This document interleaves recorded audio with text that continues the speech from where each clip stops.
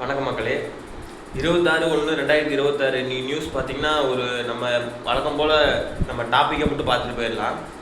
24 police அதிகாரிகளுக்கு ஜனாதிபதி பதக்கம் அறிவிப்பு. அடுத்தது பார்த்தீங்கன்னா, கற்பகம் பல்கலை வேந்தர் பத்மஸ்ரீ விருதுக்கு தேர்வு ராமசாமி அவர்கள்.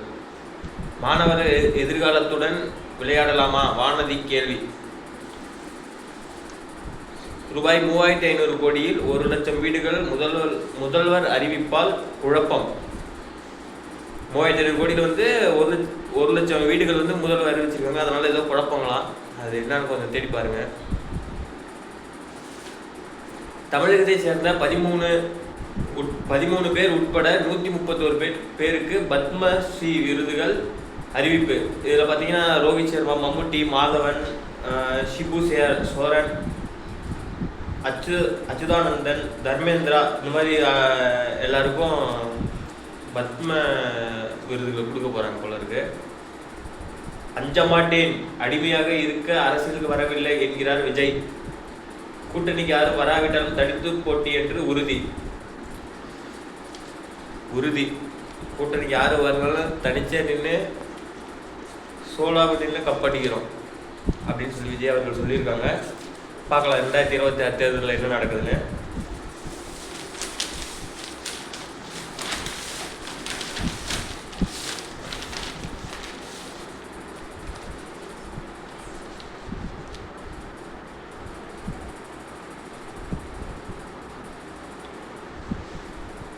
அடுத்தது பார்த்தீங்கன்னா, நம் இராணுவம் தற்சார்பு அடைந்ததே ஆபரேஷன் சிந்தூர் வெற்றிக்கு காரணம் அப்படின்னு சொல்லிட்டு ஜனாதிபதி அவர்கள் திரௌபதி முர்மு அவர்கள் சொல்லியிருக்காங்க.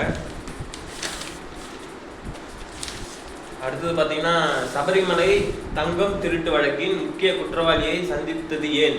காங்கிரஸ் சோனியாவுக்கு பாஜக கேள்வி.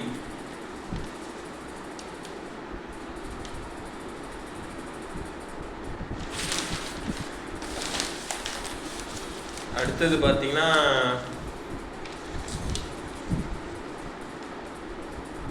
வருவாய் எல்லை அடிப்படையில் வில்லங்க விபரம் பார்க்க வசதி.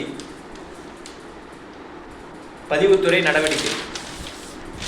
அடுத்து பார்த்தீங்கன்னா, தலைவர் சூர்யா தலைமையில் இந்தியா இன்னொரு தொடரை வென்றது. அபிஷேக் 14 பந்தில் மின்னல் அரைசதம். நேற்று பார்த்தீங்கன்னா 3வது T20 நடந்துருச்சு இந்தியாவுக்கு நியூசிலாந்துக்கும். அதில் அபிஷேக் சர்மா அடினா அடி அப்படி ஒரு அடி அடிச்சிட்டாரு. ஒரு 14 பாலுக்கு 50 போட்டிருக்காரு.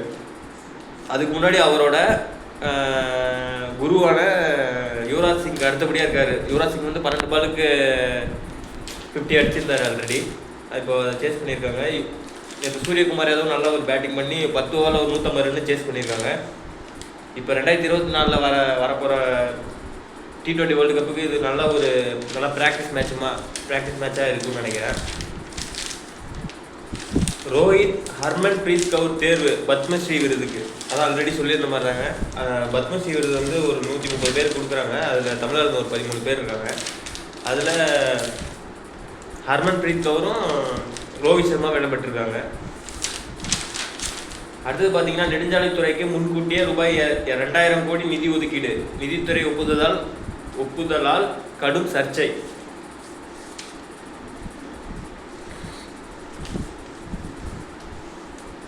அடுத்தது பார்த்தீங்கன்னா, ஒரு முக்கியமான செய்தி.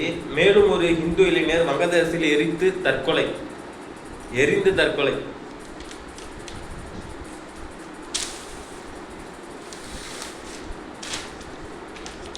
அடுத்தது பார்த்தீங்கன்னா, குளிர்ந்த தரையில் படுத்தால் முகவாதம் பாதிப்பு வரலாம். பொது சுகாதாரத்துறை எச்சரிக்கை. கொஞ்சம் பார்த்து பத்திரமா இருந்துக்கோங்க.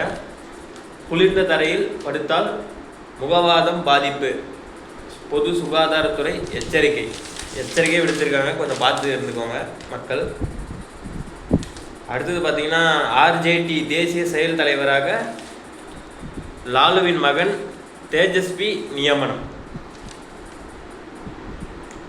அடுத்தது பார்த்தீங்கன்னா, டில்லி கவர்னர் தொடர்ந்து அவதூறு வழக்கு. சமூக ஆர்வலர் மேதா பட்கர் விடுவிடுப்பு. காஷ்மீரில் பனிப்புயல் 100 வீடுகள் சேதம். பெண் டாக்டருக்கு HIV ஊசி செலுத்திய பெண் உட்பட 4 பேர் கைது. முன்னாள் காதலனை திருமணம் செய்ததால் ஆத்திரம்.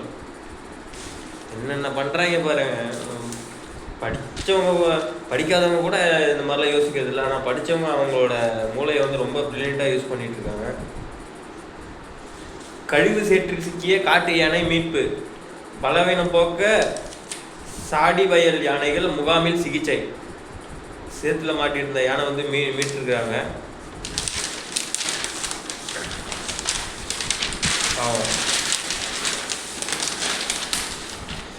அடுத்தது பார்த்தீங்கன்னா ஊதியத்தில் 10% பிடித்தல் ரத்து செய்ய சங்கம் வலியுறுத்தல். எந்த சங்கம்னு தெரியலைங்க. டீட்டெயிலாக போனோம்னா ரொம்ப லென்த்தாக போயிட்டு இருக்கு.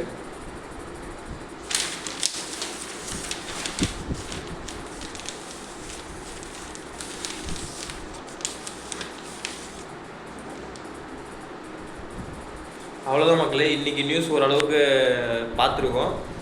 இதை கேட்டு உங்களோட கருத்துக்களை வந்து கமெண்ட்டில் சொல்லுங்கள். எந்த மாதிரி நம்ம பேசலாம் அப்படின்னு சொல்லி கமெண்ட்டில் பண்ணுங்கள். நன்றி.